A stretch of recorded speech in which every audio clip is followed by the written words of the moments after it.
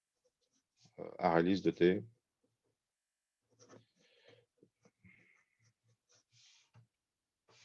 Vecteur de T. Donc en TP, vous ferez un sous-ensemble de liste. Vous ferez liste 2 de T qui est un sous-ensemble de l'interface list. D'accord.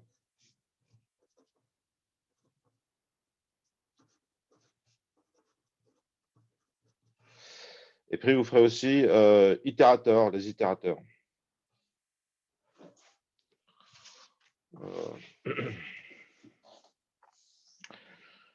Donc, après, on manipule T à l'intérieur.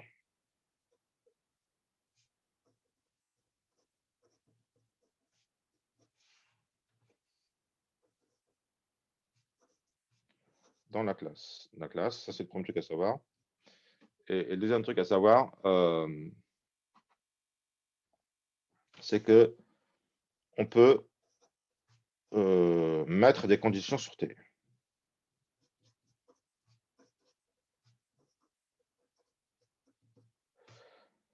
Sur T, comme par exemple T extend comparable. Du coup, après, on va pouvoir trier si ça implémente comparable. Bon, qu'est-ce que je peux vous dire d'autre qui est important? Des fois, il peut y avoir plusieurs paramètres de type.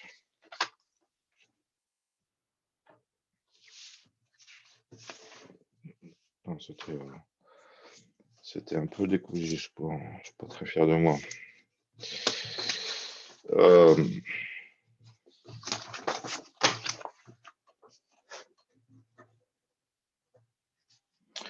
Plusieurs paramètres de type.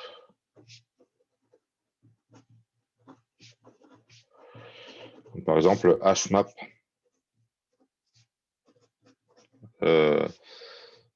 Vous avez un paramètre de type pour des valeurs et un paramètre de type pour...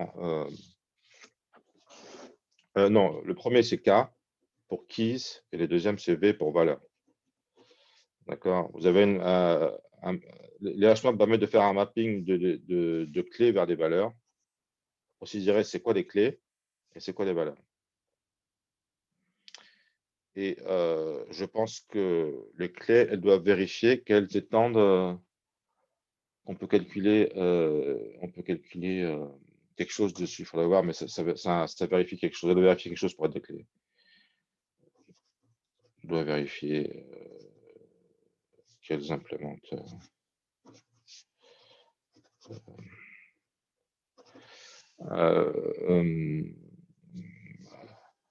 Hashcode. Je crois qu'on peut calculer on doit pouvoir calculer un hashcode sur ces clés. En fait.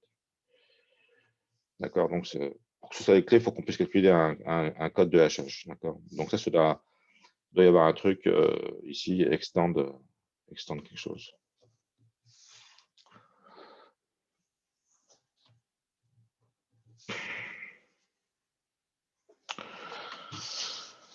Donc, quand est-ce qu'on a besoin de paramètres de type?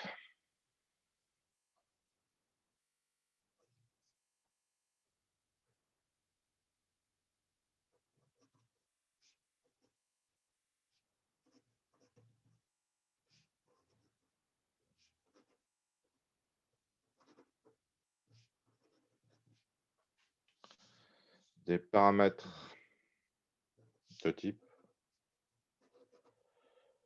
Eh bien, quand avec des collections. Avec des collections, donc des structures de données pour ranger les trucs. Parce que quand vous rangez des objets dans les tableaux, dans les array lists, en fait, vous pouvez le faire indépendamment du type des objets que vous considérez. D'accord. Donc, dans un des exemples que je vous ai montré, que je vous ai mis sur eCampus, on utilise une classe priority pair, d'accord, qui est indexée par des priorités qui doivent implémenter le fait qu'ils seront comparables. Alors, il faut mettre extends comparable. Comme c'est des priorités, on doit savoir qui c'est qui est le prioritaire, d'accord? Et des objets donc, sur lesquels on ne met pas de contrainte. Et comme les priorités sont comparables, on va pouvoir comparer deux priority pairs pour savoir c'est qui la plus prioritaire. Donc après, on peut, quand on a par exemple une liste de priority pairs, on peut envoyer la plus grande, on peut utiliser le fait que P est comparable pour ensuite implémenter la comparabilité de priority pair. Une paire sera plus petite qu'une autre si sa priorité est plus petite. D'accord? Donc, on va pouvoir ici implémenter, les priorités elles-mêmes pourront implémenter comparable. Et comparable de quoi? Comparable de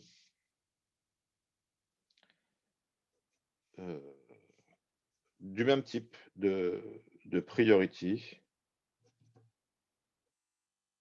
pair de P et de V. D'accord?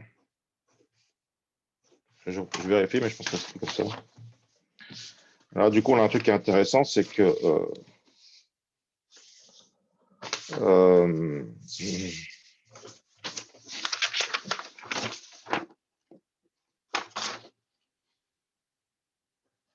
oui, c'est ça.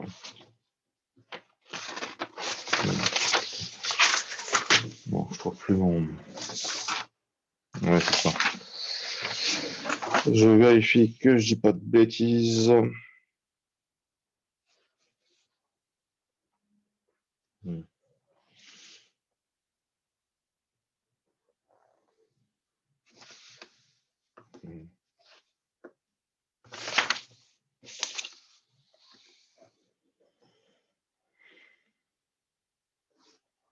Oui, c'est ça. C'est ça, j'ai pas dit de bêtises. Donc, vous voyez que là, vous avez un type qui est marrant parce que c'est la classe elle-même. D'accord? Avec les mêmes paramètres. Donc, en gros, on déclare une classe et on dit qu'elle implémente comparable d'elle-même. D'accord? À partir d'une comparaison possible sur les priorités, on va définir une comparaison sur la classe. Bon, je m'arrête là. Je m'excuse, c'était un peu confus la fin de mon cours. Je ne maîtrise pas encore totalement ce qu'il faut dire. Putain, mon téléphone va s'arrêter. Si vous avez des questions, je prends vos questions. Profitez-en. Ouais. Au revoir. Au revoir. Bon, ça, c'est direct. En direct de Rémi, le vert. Bon, bah, faites une petite pause avant le TP qui va commencer. Pas de questions pour moi. Ah, si, au revoir. C'est sympa de me dire merci, ça me met de bonne humeur.